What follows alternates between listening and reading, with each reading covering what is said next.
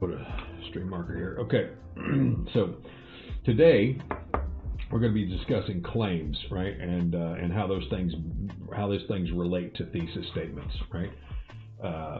I know it's disconcerting to hear a disembodied voice, so I'm going to turn this back on.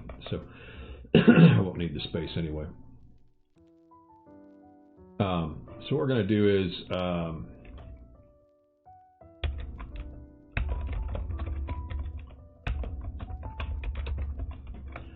okay.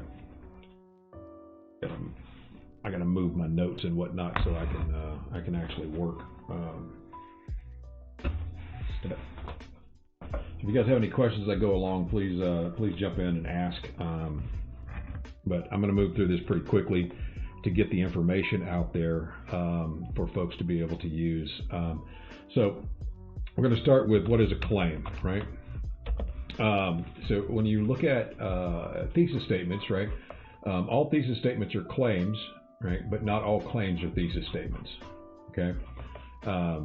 It's kind of the paradox, right? So a claim is an argumentative assertion.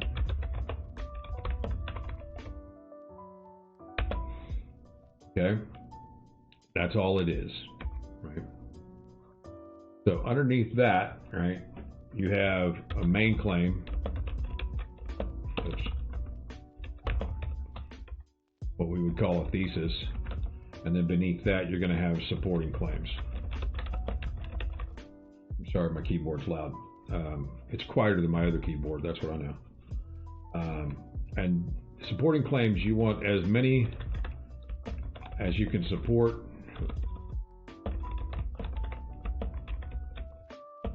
with evidence. That's the key, right?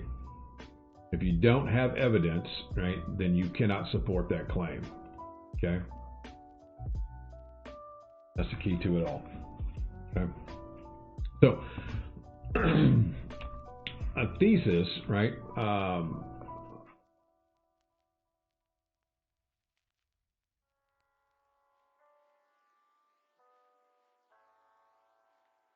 thesis is a claim that answers the questions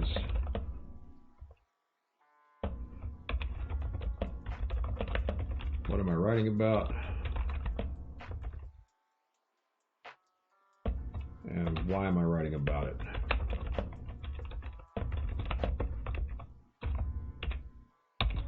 Those are the two questions you need to answer.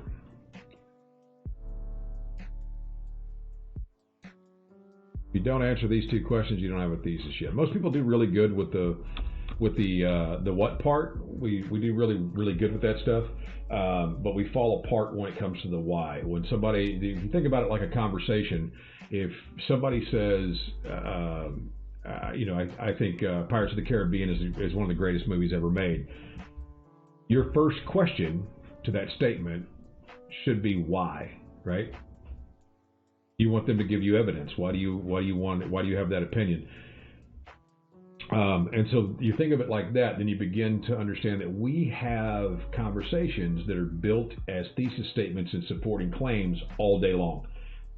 We do this every day, all day.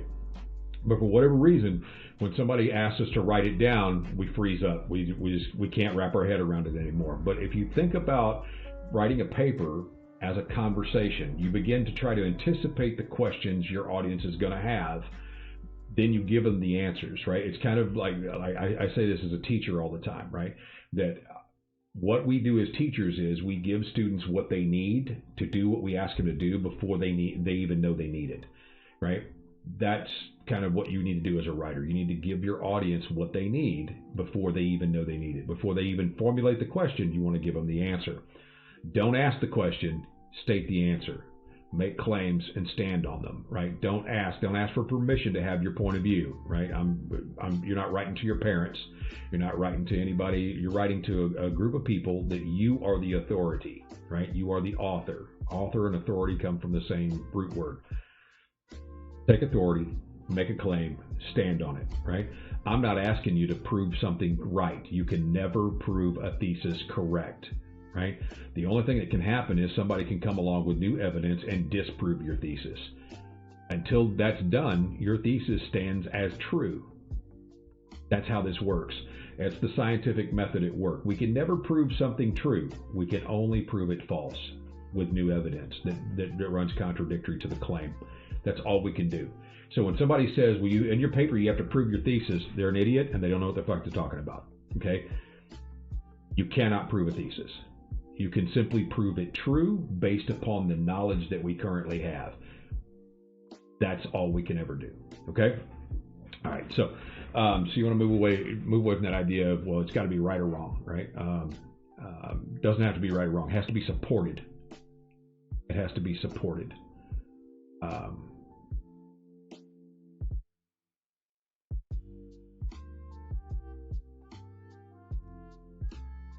What am I looking for?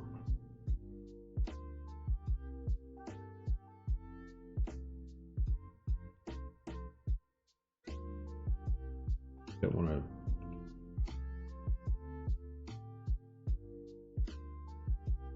Thing I'm looking for.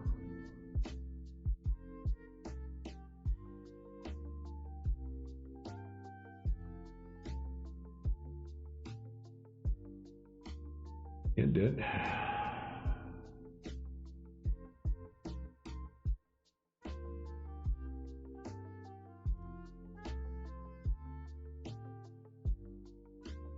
There we go. That's what I was looking for. I was like, where the hell did it go? I'm going to pull it back out. Okay. So we're going to look at three types of claims.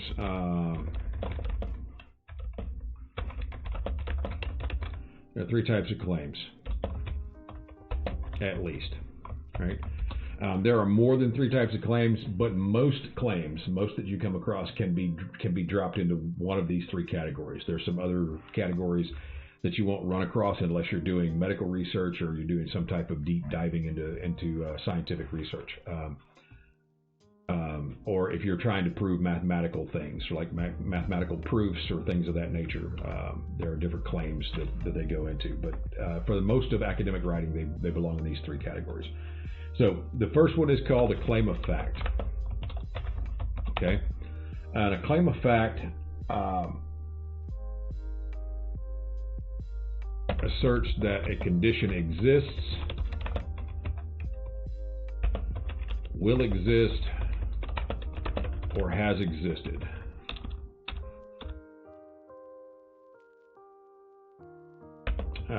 They are most often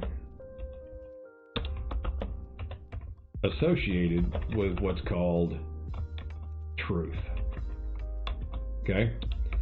That does not mean that they're true. It means that they are associated with what's called truth, right? So, for example,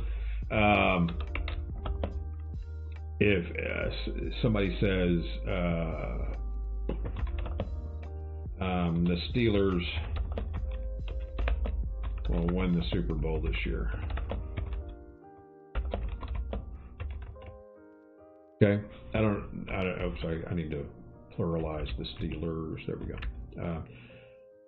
Okay, so to a Steelers fan, this may or may not be true, right? They may put it out there as truth. It's presented as being true, but there's really no kind of support for it. It's just it's a belief system, right?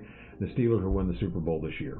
Okay, so your first question would be, why do you say that? Then they should be able to give you reasons, right?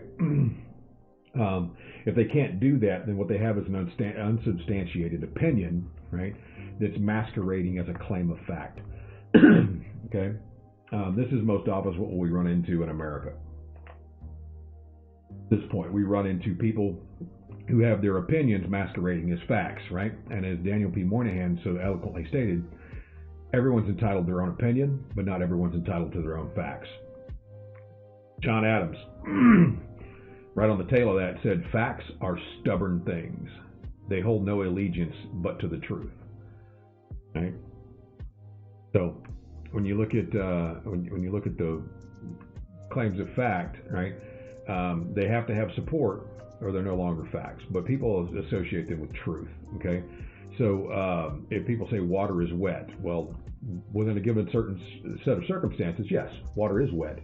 But we hold, right, there's only one absolute universal truth that I know of, and that's that everything that lives dies.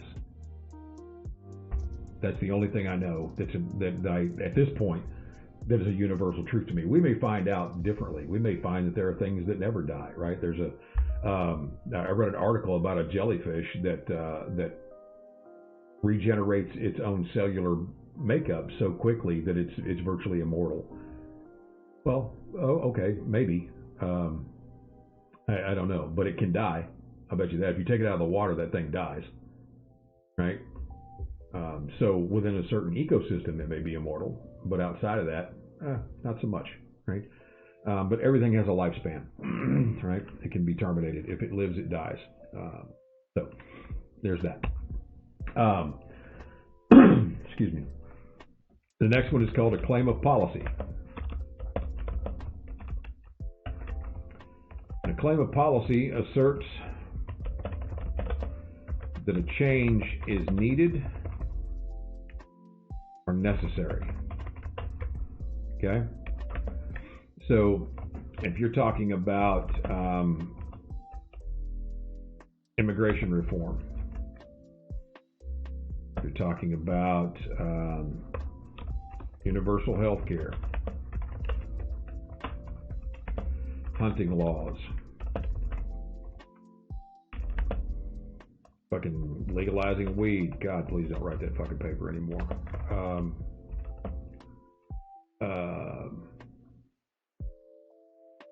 We'll just put etc. There's lots of anything that involves changing something that's a law or a policy or anything like that. It becomes a claim of policy, right? So I say don't write the paper anymore about legalizing weed, because I have read all of them, and I have yet to see one that's better than it was written by a 54-year-old banking CEO in one of my classes who was coming to finish his degree. He wrote the best paper I've ever seen on legalizing weed. Right? He had like how it impacts our socioeconomic systems and how many hours it would free up nationwide for police officers to actually go and investigate real crimes. Right? How much money it would save taxes in municipalities and what. It's amazing. I've read a lot, but I've read a lot, especially not. The last 3 years, I've told people you can't write about that and raising and lowering the legal drinking age. Just shut the fuck up. No, if you're 18, 19, or 20, you care about lowering the drinking age. If everybody else doesn't give a shit, so just right. So learn something on bad fucking paper. So that's those are claims of policy. The fact is that if we want to change things, right, we need to look at the nuances of changing that thing, right? Shugs, how are you? Complex, welcome in. The nuances of a conversation is where the argument lies. If you're looking at a policy and you can't find anybody who is arguing, right, in changing the policy, then what has happened is we've agreed that the problem is the problem, and we're now arguing the solution. So let's say, for example, child abuse, which is near and dear to my heart, right? Nobody's out there saying, hey, let's beat more kids.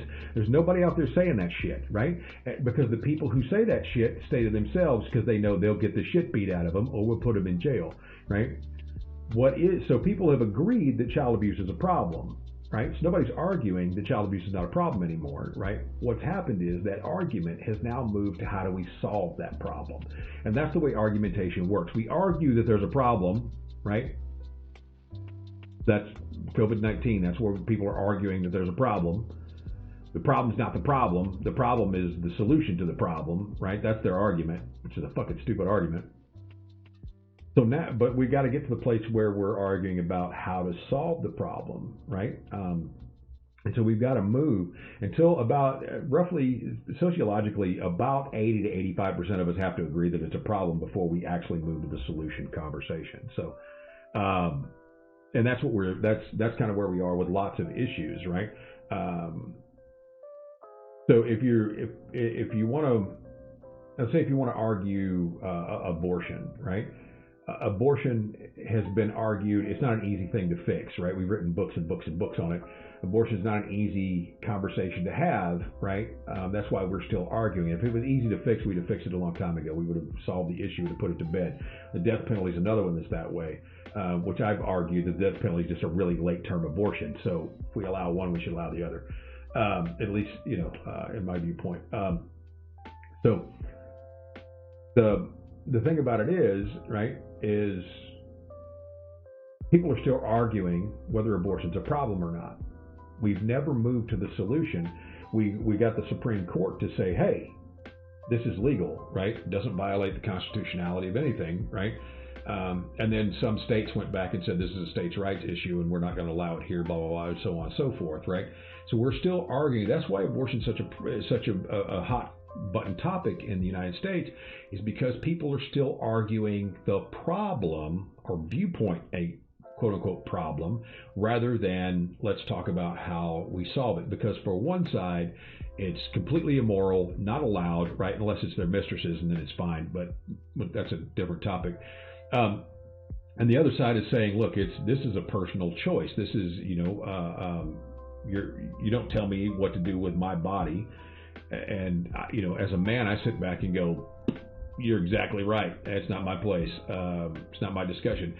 If it's my kid, which I took the bullets out of the gun a long time ago, right? But if it's my kid, then I should be part of that conversation. But ultimately, it's not my decision to make, right? And we shouldn't be, we should never be in a place of legislating morality. Never. Ever. Right? Because it doesn't work. Because morality shifts, right? Depending upon who's in power, right? So that's the issue with claims of policy. If you're arguing something that's a large context issue like abortion, the death penalty, gun control, any of that kind of stuff that people are arguing, which gun control is not an argument, but that's a conversation for another day. Those type of issues, right? The reason they're so hard to work your way through is because people are still arguing whether the problem is the problem, and there's not a whole lot of viable solution working out there. So that's the point with that, right? The third one is a claim of value. Okay, a claim of value asserts that something is preferred to something else, and I know that's really vague, right?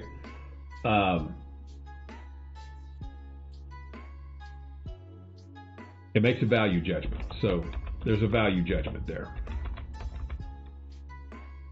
Good Lord.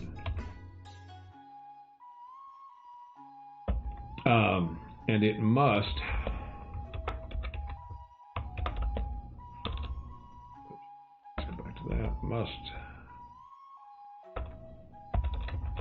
contain a predicate adjective. Well, there's that English shit again, right? So what's a predicate adjective? We're going to break this down into two pieces. We're going to break it down to predicate, and we're going to break it down to adjective, right? So adjectives are easy. Adjectives are real easy. An adjective is a modifier of an adjective, noun, or pronoun. Okay, that's what it does, right? It modifies. Okay.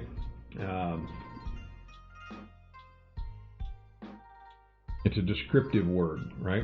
So like red car, and that red is an adjectival for car. What's red, right? And so what the predicate just basically is a fancy way of saying not subject. Okay. we used to break down sentences, and we would have the subject and the predicate, right? And you would draw a line between the two, and you had the subject phrase and the predicate phrase. The predicate is the verb phrase and everything attached to it. That's what predicate actually is, but it just means not subject. There's only two parts of a sentence. So what we need is we need an adjective that's not part of the subject phrase. So if we begin here and we say we have a predicate adjectives, right? And if I say, oops, I don't want to bold this, but that old man drives poorly. Okay, I use this example a lot, right? So that old man drives poorly, right? The subject, right, is actually put a line right here. So everything before this line is the subject. Okay, everything after it is the predicate. Okay, so we're going to break this down into two separate pieces, right? Drives, we're going to highlight it. It's the verb. Okay, drives is the verb. So the subject of the sentence, I'm going to put it. Oops. We're going to put the subject there, right? So if you look at this, right, that old man drives poorly, right? What we have is right here, we have two adjectives, right? This is a definitive, sorry, not an adjective, it's a definitive pronoun.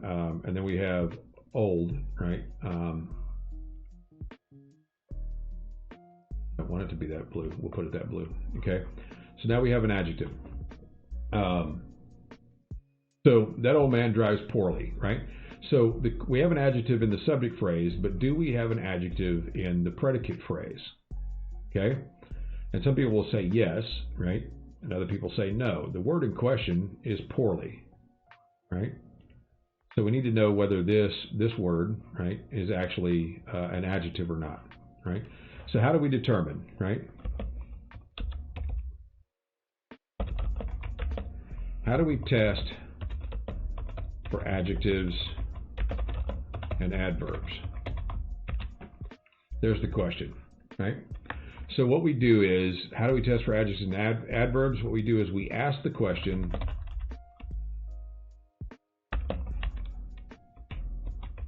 what is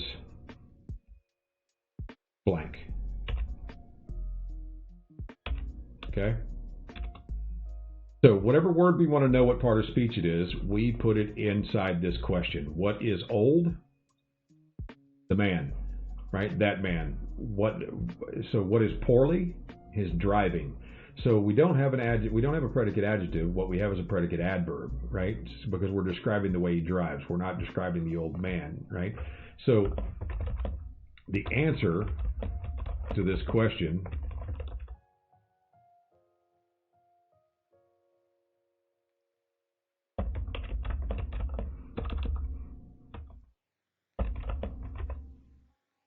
tells us what part of speech it is. I can't type with this new keyboard. So that's how we test, right? So if I give you another example, let's say,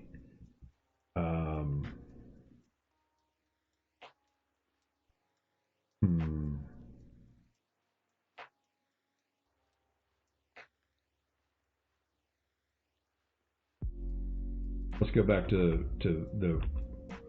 this question of abortion is wrong. Okay, so I have a statement there, right? And so we know that is a linking verb, right? So we make it green, right? The subject of the sentence is abortion. Okay, so what part of speech, this is the question, is what part of speech is wrong? So we ask, what is wrong?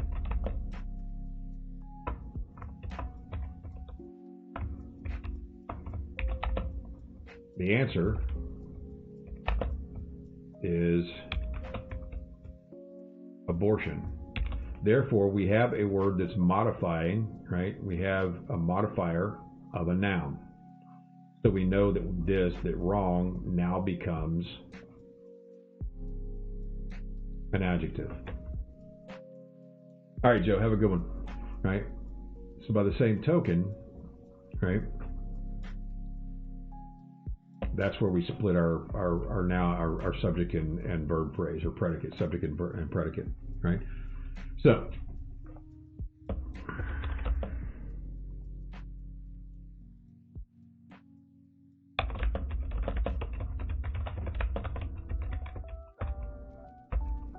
okay, so that's how you go. That's how you work through that process. If you want to know what part of speech a word is, you say, "Hey, what is this?" Right? And the answer will give you what part of speech that is. Okay. All right.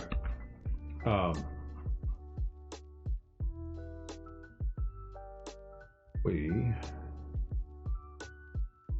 saw how to do that. Where did it go? They're going to drop back out to here. Okay. We're going to move into what are called focused claims. So focused claims guide the reader and writer to particular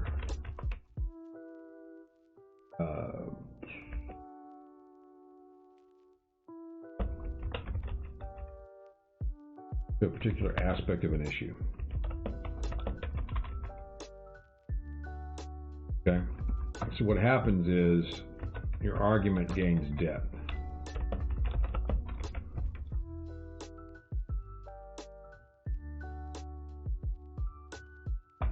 I said it, but I didn't type it. There we go. So they allow you to your argument to gain depth, right? The key to focus claims is making sure that you are not looking at too large of an issue, but you're looking at the right size for whatever the argument that you need to make. So for your research papers, for people in my 102 class, your research papers need to be 10 to 12 pages in length, right? So you want to try and find something that's going to have at least the ability to carry that 10 to 12 pages. Now, if you have issues, if you're wondering, hey, is this long enough or whatnot, send me an email, right? Ask me via Discord, whatever you want to do. Send me whatever your topic is, and I will try to help you pare it down. Hopefully, you've already done that. We've already been through that. We did this before we ever left for the COVID break, of trying to get people down to research questions that are viable for this size of a project. If you find yourself kind of stuck, please reach out to me. Let me help you. Don't suffer in silence, right? Don't avoid it until the last minute, because you will shoot yourself in the foot. Okay, it's your foot. You can shoot it as many times as you want, but I'm going to try and prevent you from kind of harming yourself in the long run as far as your GPA and stuff goes. So let me help you in that process. Okay. So we need arguable claims. Good Lord. Okay. Make assertions that could be challenged.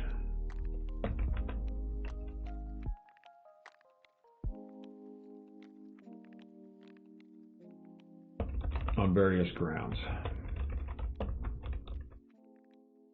Okay. Don't make a one-sided argument. Don't make something that's a simple argument, right? Don't make something that's a yes or no question, right? We covered all that when we looked at research questions and the 6 criteria for generating a solid research question, right? Okay. So we have some things. This is called the question problem. Okay. That's the question problem. This is where people ask a question rather than making a statement, right? It is not a claim because it offers no stance on the subject. Okay? I tell people all the time, don't ask questions, make statements. Don't ask questions, make statements. Don't ask questions, make statements, right? Because when you ask a question, right, You're not taking a stance on anything. You're not making an argument. You are asking for permission to have the viewpoint that you have. Stop asking for permission. This is the point in your education where you have to become an authority. You have to learn to take the shit that you're learning from all these disparate classes and things that you're taking. You have to take that information, you have to pull those together into what's called a knowledge set, right? From that knowledge set, you begin to build arguments. From those arguments, we begin to gain wisdom, right? This is how we learn, right? You're not going to learn that by watching YouTube videos. You're not going to learn that by looking at shit on the internet. You have to engage in these arguments, right? Okay. So there's the question problem. Avoid that shit. Okay. The next one, the obvious fact problem.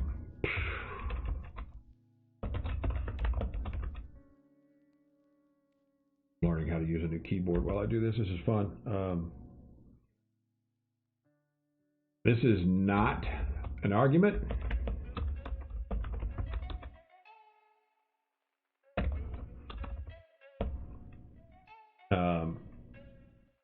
Because it provides no argument at all.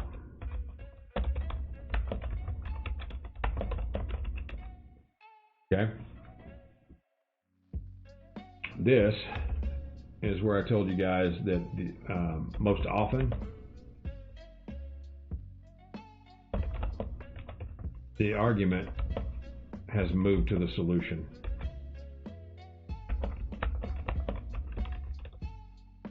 Okay? That's what happens with the obvious fact problem, right?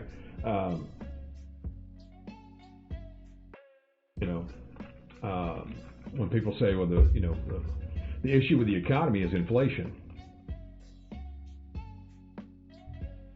Yeah. And?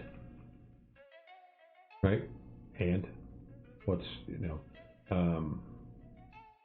that's like saying your floors are dirty because you haven't swept them. Right? It's an obvious fact. If your floors are dirty, it's because you haven't cleaned them.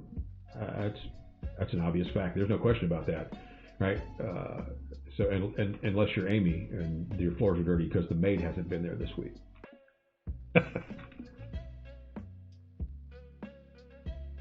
I'm just kidding. Not really, but I am. Not really. She has a cleaning service. All right. So that's the issue. It's an obvious fact. So if you send me your draft of your paper, if you turn in a draft and I tell you it's an obvious fact statement, that's exactly what I'm talking about. You're looking in the wrong place for the argument. It doesn't exist, right? It's been 2 months. Exactly. Right? Exactly, right? The last one is the personal response problem. This is where people think their opinions are facts, right? So these are unsubstantiated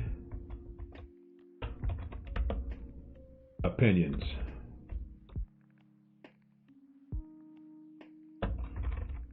They amount to a preference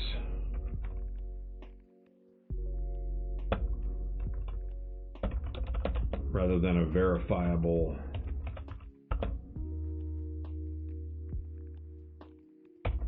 set of facts.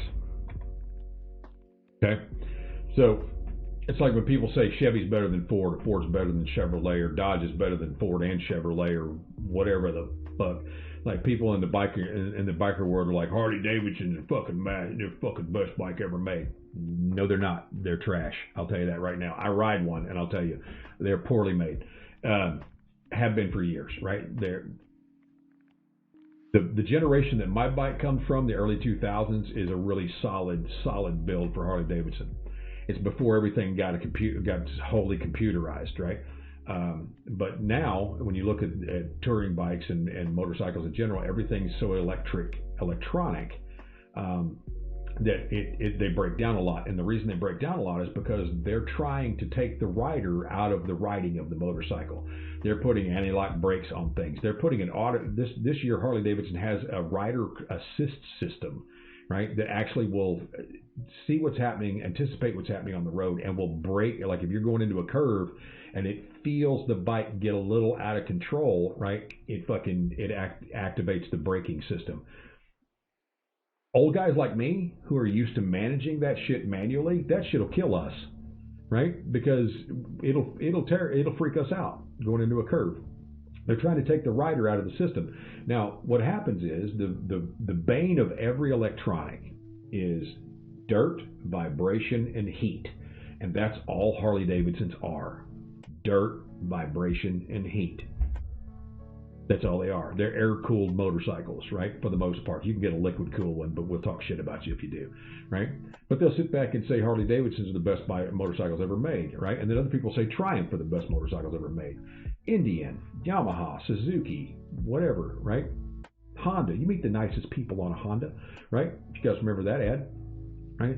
They'll make these type of claims, but they're really personal response claims. They are an opinion. There's your experience with something is not a verifiable fact. It is not something that's been that you can put into a laboratory and you can replicate. That's what we need. We need the ability to replicate that outcome. Just because you had a great experience, how many times have somebody said, hey, you should go try this restaurant, it's fantastic, and you go to that restaurant and you think it sucks, right?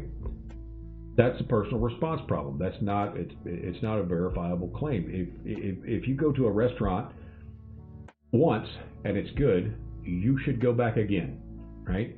Go back a couple more times before you start telling other people about that restaurant, because you need a series of experiences from which to base your opinion, right? You may have gotten the best chef and the best wait staff the day that you went there. They were the top of the crop, right? Your friend goes and they got the people who started yesterday, right? Or started today. Their experience is not going to be the same as yours. Exactly. That individual experiences may vary, right? So that's what I'm talking about. The personal response problem is what people get involved with way too often, right? I'm guilty of it myself. I'm not immune. I don't sit back and teach this stuff and be like, look, you should be like me. No, absolutely not. My personal experience drives a lot of my decisions, as it does with most of us. But when we talk about composition, we talk about how to write papers and how to make meaningful arguments, we have to move away from the personal response part of it, especially if we're building academic arguments. You can utilize your personal experience to support that academic research, to support what the research says, but you cannot use your experience as research. Doesn't work, right? You can say your experience was different than somebody else's, right? That's why we have variability, right? We have margins of error. If you look at everything, it's plus or minus whatever, 1%, 4%, whatever it is. We have this margin for error that we all work through. That we say, we took this sample, but there's a margin of error, right? That fits within these parameters.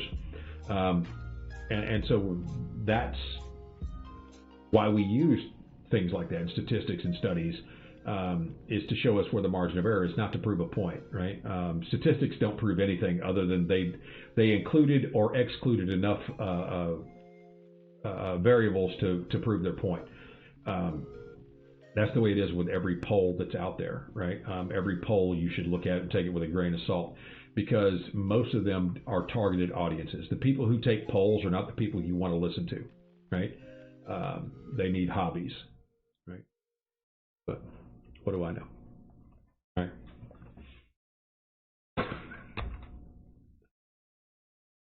I don't know anything. All right, where'd my music go? Oh, it's that song that has a really long ending on it, which is just blank. I don't know why it does that. I don't know why he made that one. It's 3 minutes and 15 seconds long, but there's 40 seconds of silence at the end of it. That's settling. All right, I'm good now. All right. bouncing back out. We're going to look at revelatory claims. Okay. Revelatory claims reveal unfamiliar topics or a new perspective on a familiar one.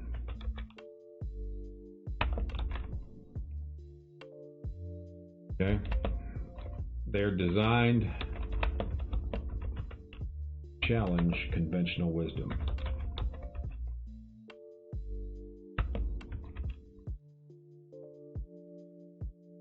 Okay.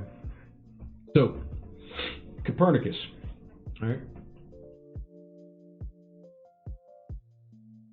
Copernicus challenged conventional wisdom.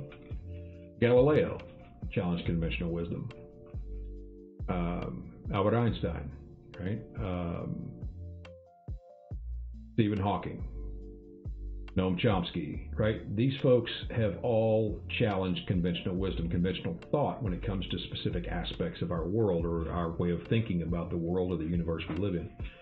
These folks have changed the way we see things, changed the way we see the universe, right, and our place in it, simply by asking questions. They asked questions first. They said, "I wonder what if," right, or I wonder what's over there, right?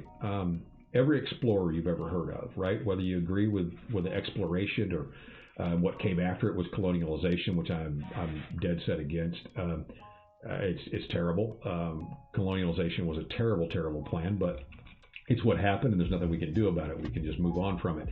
But the explorers who were out there trying to find new places in the world, right, weren't the colonizers initially. They were curious people, right? The people who came after them were the ones who had nefarious intent. So that's what revelatory claims can do for us. They can change the way that we see the world. They can change the way we see our place in it. They can change the way the world sees us in a lot of cases. The platform of me doing this changes the way people see me. If they're tuning in for the first time, they see this, right? And it doesn't align with what I'm going through. I go through this almost every day when I'm outside of my home. Nobody ever looks at me and says, "Oh, I bet he's smart," right? Doesn't happen, right? But I use it to my advantage, right? Because I get to rock people back on their heels quite a bit, because when they sit down and they actually talk to me, they figure out, holy shit, right? This he actually has a brain between his fucking ears, right? And furthermore, I use it, right? That's the key. Everybody has a brain. It's just most people don't engage it, right? But we have to. This is how we teach the world to see us. It's how we begin to change the way we see the world, people in it, our places in it, and we begin to make revelatory claims, right? If in your academic life, in your professional life, you will be fortunate if you come across one idea that changes the way people see what you do or how you do it or how it should be done, right, in the course of your lifetime, right? There are people who have come across many ideas like that because they continue to work, they continue to strive, they continue to try and find those challenge questions to conventional wisdom, right? One of my questions is, just because that's the way it's always been done doesn't mean it's the best way to do it. That's why I teach the way I do. It's the reason why I teach from the position that I teach, is because just because that's the way your teacher did it, or your mom's teacher, or your grandpa's teacher, or whomever, just because they taught it that way, doesn't mean that's the way it needs to be taught. Maybe that's not the best way. The goal of education is, one, engagement. You have to get people to engage. If they don't engage, you're lost before you ever begin. Right? You got nobody to play with. You're sitting in a sandbox by yourself, right? So you got to get people to engage, right? And then you get them to accept some ideas, and then they begin to challenge those ideas. That's the process of education, the way I see it, right? That's why I change and I teach and I do things the way I do. Not because I want to be different or cool or any of that shit. It's because this is the way that I've found to engage the brains of students, the brains of my colleagues, in ways that they haven't seen before. If you take an idea that's familiar and you show it to somebody in a different way, you get them to think about that idea differently. You get them to change the way they see it. Then they begin to question, have I always, what else is out there that I could question? What else is out there that I don't see this way? Right? You begin to change the way the world begins to think. I said, I don't want to tell you what to think. I want to teach you how. This is how we get to making claims that are valid, claims that are viable, claims that are meaningful, claims that will engage, as we begin by doing these things. So that's very true. The thing about it is when the more educated you become, the less you actually know, because you become aware of the gap, right? Being a professor doesn't make me knower of all things. It doesn't work. Being educated means you're aware of the things you don't know yet, but you're also able to go and find those answers, right? I've said before that the goal of a bachelor's degree is to teach you how to learn, right? The K through 12 system is to teach you how to behave, indoctrinate you, sit in that chair, right? Don't fucking throw paper airplanes, right?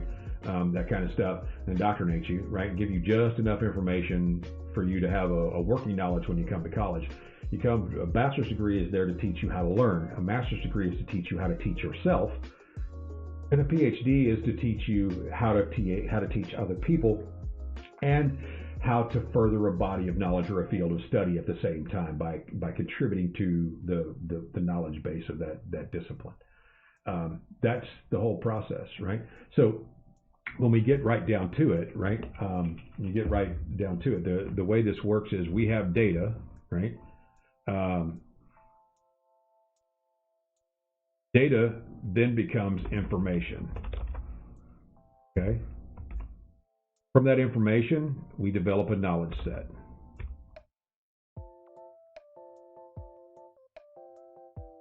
And from that knowledge set, we begin to build wisdom. And that's how this whole process is supposed to work. That's how it's supposed to be, right? Most people never leave the data phase. They just they go to imright.com and they're like, look at me, I'm so smart, look at me, right? Those are the people who are doing shit like going out and fucking protesting shit when they know it's not in their best interest. But the mob mentality rules, right? Right now we're in the information gathering stage as far as COVID-19 goes. We have a lot of data that's coming in. We're trying to turn that information. What do we do with it? How do we make sure that people are safe, right? So immediately, right, we've gathered information that's knowledge, right, from previous communicable disease studies, and said, look, we need to stay at home. We need to socially distance ourselves. That right there, that's what we know. That's our information. We're gathering how this thing reacts, how it works within the human body, what it does to the human body, and so we're finding out that this thing could also affect long-term cardiac issues, liver issues, kidney issues, right? It's having an effect on we're seeing long-term effects for people who've recovered on their other organs and other systems within their bodies. So we're in the information gathering stage. What can this thing do? What does it do? How do we fight it? Right? All that stuff. Once we gather that information, then we can begin to build a knowledge set that says, in these situations, here's what we need to do. Here's how we do it. Here's the things that work, and here's the things that don't work, and we begin to educate everybody on that, right? We cannot educate people with data. We cannot educate people with information. We have to educate them with knowledge. That is, knowledge is information that is put into action. There has to be a process which that information becomes viable. Without that, right, it's just information in a vacuum, and we sit and go, okay, so what does that mean? What does that mean? What does that mean? And everybody's going to interpret that differently, right? Once we move to a knowledge set, we begin to make actionable things that we can do, right? And then, right, from that knowledge set, as we begin to survive this, and if it comes back, right, if it comes back again or what have you, we begin to build wisdom, right? What's happening right now with COVID-19 is we've run into situations before this, right? And COVID-19, the coronavirus, is challenging conventionally held wisdom when it comes to communicable diseases, when it comes to other things like it. And that's why once we have that challenge to communicable to wisdom, right, conventional wisdom, we have to roll back to the data phase. This is not a straight line. This is a looping process, right? That we're constantly learning, constantly gathering, constantly building, constantly working, right? And so we have to work back to the data phase. Then we go through the information phase, and we're going to continue to down this path. It continues to loop. It doesn't stop, right? This is how we build knowledge within the human race. It's how we build libraries. It's how we build databases and computers. This is the process, right? And this is where it all begins, is making claims, defending those claims, gathering information, gathering data, gathering that stuff to support those claims, right? So thank you for coming to my TED Talk, as it were. So that's the end of the lecture on claims and thesis statements, right? As far as if you want to know where your thesis statement belongs within your paper, it belongs where it belongs organically, right? It can come at the beginning, the middle, or the end. It just depends on where you need it to be. Teachers will tell you to put it in certain places, and the reason they tell you to do that is so that they can find it, because they really don't know what a thesis actually is. I've given you what a thesis is, right? We talked about main claims. What am I writing about? Why am I writing about it? Those are the things you need to look at, right? Then your supporting claims, the different types of claims you can use to support your thesis overall, right? With focus and arguable claims, and avoiding the problems of the question problem, the obvious fact problem, and the personal response problem, right? So thank you guys for hanging out. I'm going to end the lecture here, and then I'm going to take a short break, and then when we come back, we'll have some conversations about whatever you guys want to talk about. So cheers to you. Thanks. If you're just here for the class, you're welcome to kick rocks, and I will see you guys soon. If not, I'll be back in about maybe 5 minutes, right? I need to get up and walk around a little bit. I need to get something to drink. I need to pee. And then we'll come back and talk about the world. So I'll be back shortly. Cheers. See you guys soon.